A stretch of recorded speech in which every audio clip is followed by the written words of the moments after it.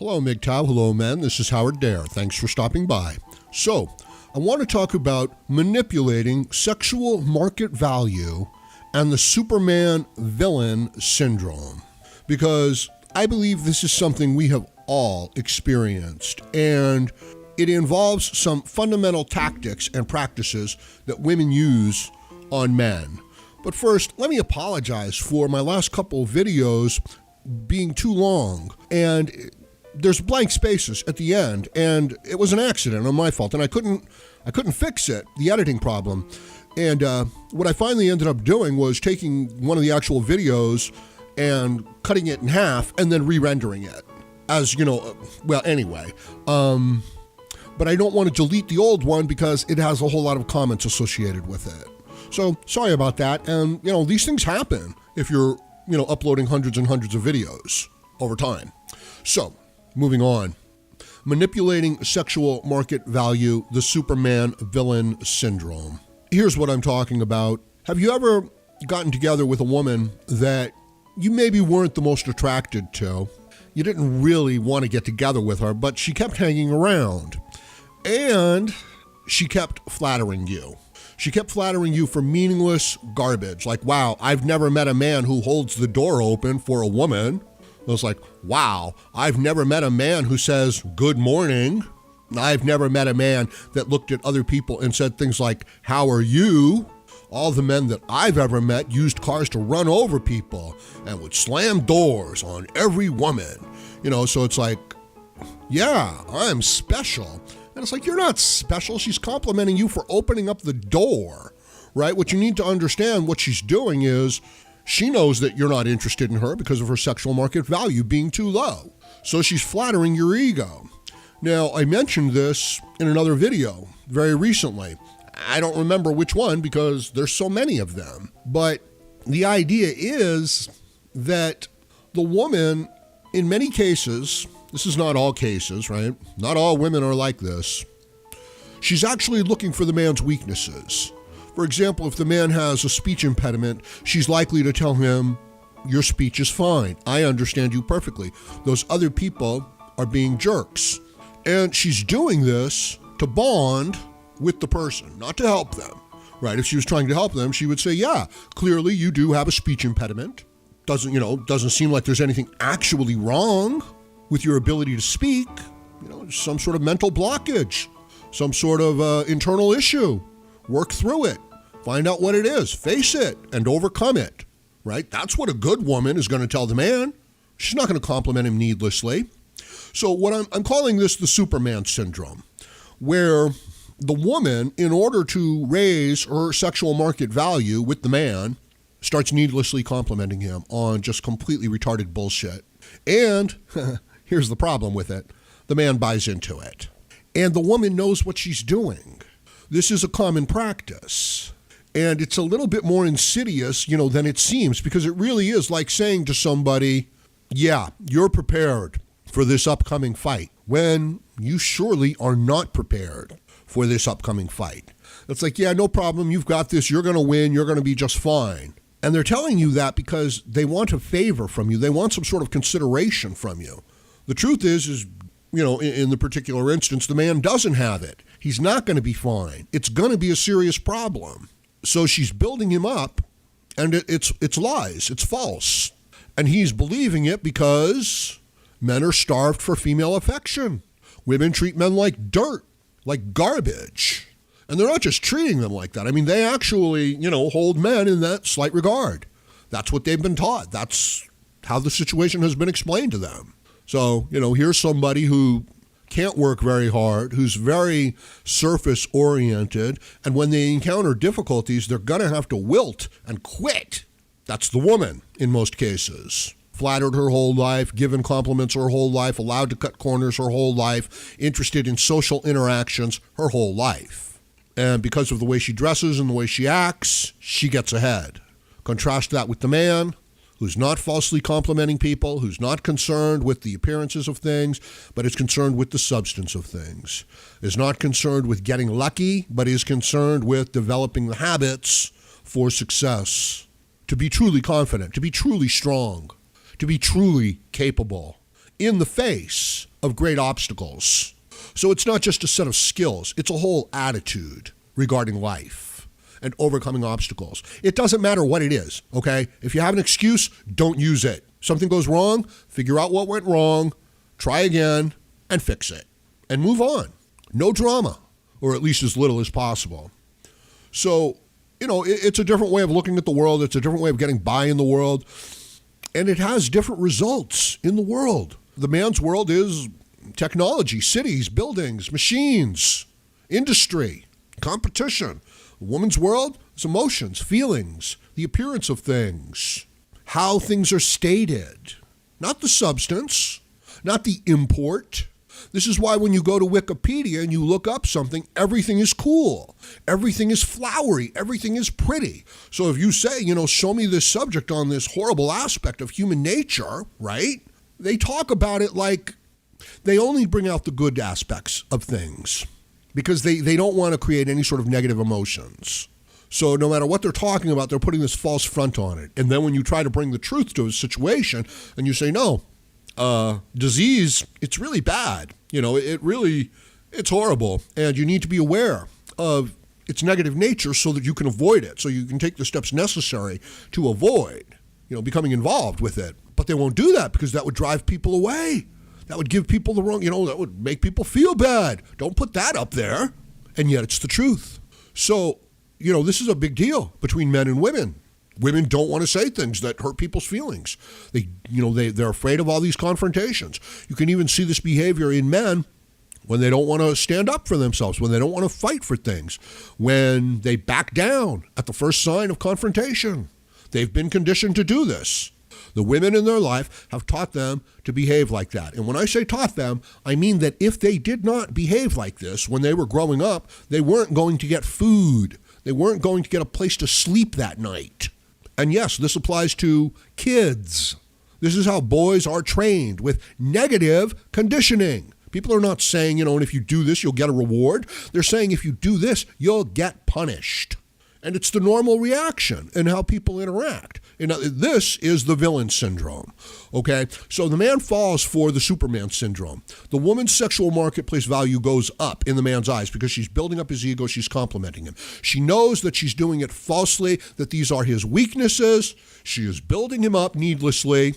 He's believing it. Then he's becoming attached to her, okay? Superman syndrome. He believes it. Or even if he doesn't believe it, it has this positive effect on his ego, which he becomes addicted to, attached to. But there's another side to it, isn't there? It's false. It's not true. It's a lie. Now, eventually, once the man gets together with the woman and starts trying to please her, which was her goal, and give her stuff, she will start to withhold her compliments and withhold her affection. This is part of the Superman syndrome. And she will start to turn him into a villain and use negative conditioning to get what she wants. And this is just as false as the compliments. She says, you looked at that woman on television. Well, it's like, well, yes. It's like, well, now you're a bad man. Have you seen Katy Perry's haircut? Right? Well, there you go. That was a mistake. You should not have mentioned that. Like if you were going to compliment her haircut, it's a bad haircut, right? She's just, it's short and it looks kind of silly. But the point is like, when you insult one woman, you insult all women. It's like, no, I don't. I was just making fun of her haircut. It's like, no, you were making fun of my haircut and my sister's haircut and my mother's haircut. And you were saying that women are simply vain and shallow. So everything that the man does now gets this negative connotation associated with it. He's a villain. He's a bad man. So if he holds the door open for her, he's a chauvinist pig who doesn't think women can hold the door open for themselves. If he doesn't hold the door open for her, he's a chauvinist pig who doesn't believe in chivalry. What kind of a man is that? So the bottom line is that at the end, she's going to be saying, what kind of a man is that? No matter what he does. And you can almost understand that since she's lying so much on complimenting the man at the initial part of the relationship, you can understand that now she's kind of like compensating for it and lying about him and undercutting him at every opportunity, right? And it's based on her resentment and, her acknowledgement to herself that she lied. So now she's got to balance out the scales. That's one possible explanation to why women indulge in this type of behavior. And understand that the villain aspect of this phenomenon, it gets applied towards all men. In other words, all men are abusive and threatening and aggressive. The only thing wrong with the world is, that these are bad men, right? Not acknowledging the fact that, look, these are the people who built your cities. Okay, these are the people who built all your technology, who invented all of your, life-saving technology. Women don't do any of that. They don't build nests. They don't protect territory. They want to be taken care of. They want new laws, new rules, new regulations, and things given to them. They're not about overcoming obstacles in the most difficult circumstances. So to put them forward as leaders, to put them forward as, like, this person's in charge, it's a joke. It's like in most cases, it's like putting a retarded child in charge. It's a joke, and then you have men with these female habits. Hey, how's it going? And it's like, well, you're not a real man because I make more money than you. So it's a man who's adopted female practices, in getting by and interacting with others. And I can tell you it's disgusting to interact with a man like that. It's like you're interacting with a guy, with a dude who's always going to screw you over and make some excuse. And he's always going to be, chasing after women like a dog chasing after a car. And he's going to assume that you're the exact same way, no matter what your situation is, right? This is what's always fascinated me with certain men. It's like, don't you like women? And it's like, I'm married and I have 4 kids and I'm really happy. And I don't chase after women sexually. It's like, what are you, gay? So the man gets reduced down to an animal, right? He could find the cure for cancer, but the truth is he just wants to get laid. He could create a work of art to reshape the future of mankind, but the truth is he just likes pretty girls. He could find a cure for some disease, but the truth is he just likes to impress women. It's like bullshit. He could describe some natural phenomenon and discover, some sort of natural law, like the theory of relativity. But the truth is, he's just trying to impress women. So all of the decent, noble aspects of man are stripped away. This is part of the villain syndrome, equating everything that the man does down to this base level. You, as an individual man, are thinking, well, that's an ugly tactic, but I'm not going to let it bother me. And that's how I look at it. That's how I did look at it. But the truth is that you're undercut when this happens. In other words, the motivations of all men are now thrown under the bus. So this basic attitude of feminists and social justice warriors, and these are not legitimate, they're psychological conditions, you know what I mean? That's what these things are. Healthy people don't engage in this sort of stuff. And if you're thinking, well, MGTOW is doing the exact thing that the feminists are doing, just on the opposite side, it's like, no, they're not. MGTOW are walking away. MGTOW don't want anything. They're not looking to the government to change the laws. They're not looking to women to change the rules. They're saying, your rules stink. I understand it's part of your basic nature. You're not even aware of it. I am aware of it because I've had to pay the price for it, and I want nothing more to do with it. And I want nothing to do with you or people like you, or people who live by this standard. Simple enough. Not too hard to figure out. As a result, they get to make more money. They get to have more time to themselves. They get to focus on their life goals. And I've got a surprise for you. If they meet a woman that they like and she is agreeable, she, respects them and respects their boundaries, if he wants to, he could spend time with her. There's nothing stopping him. The trick is that he become aware of these practices that women and the rest of the world engage in, which put men in such danger. After that, he does what he wants to do. He is his own man, but he's not a lovesick boy, bringing flowers, holding open the door for strangers, wondering what he did wrong and what he can do right next time. You didn't do anything wrong. The woman got tired of you. She was playing you. She wants to go try out other men and see what she can get. You didn't do anything wrong. See, that's the critical message to the men. And even if they did do something wrong in an individual relationship, that doesn't mean that men are evil, that men are rotten, that men are bad. And that's the stigma that's being put upon them. So you did not do anything wrong. It would have turned out this way. In other words, your relationship would have ended with her attacking you, no matter what you did, okay? And I've got another bit of news for you. No matter who you would have been, you could have been Brad Pitt. You could have been Elon Musk. And eventually, the woman was going to turn on you.